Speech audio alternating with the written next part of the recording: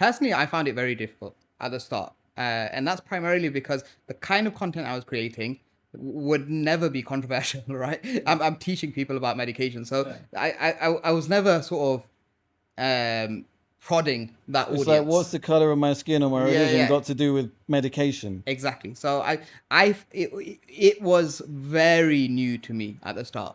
So it caught you off guard. It caught me off guard. I think the only thing that helped is uh, at that time I was a content creator for 3 years. So I already was familiar with what you were saying. You just get hate comments from or just pissed off people on the internet, no matter what you do. So I had some sort of familiarity with that, and I guess that made me put me in a better position. But as I said to you already, a week into going head on with these comments, I started realizing it's not sane for me to carry on in this direction, right? So for me, I found a balance where I was like, uh, I have to learn to ignore some comments, and some comments I can. And any time I responded, I would never match that same energy. So my whole purpose for responding was to have a bit of fun, and and I also the one thing that I felt good about is when I was sharing these responses online, these funny responses, I knew the majority of people who were watching this and commenting were very supportive of my cause. And I think that's what sort of kept me grounded.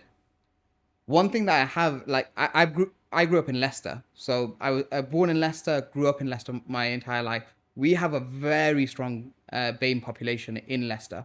So to see that much racism online, that was new to me. And like when I was receiving that racism and that the Islamophobic comments online, people would often say, like, people would interview me in the pharmacy space and they'd ask the question, "Oh, you must receive a lot of racism at work." And I said, "Actually, no," right? That's the last place of Yeah, it. that's the last Yeah. place out. So that was fairly new to me. And I probably had to learn the hard way of the fact that you're going to receive these kind of comments online. And what I started to do was I started to learn to ignore them. Um, and and and that essentially was my solution, right? But is that the solution? I don't know.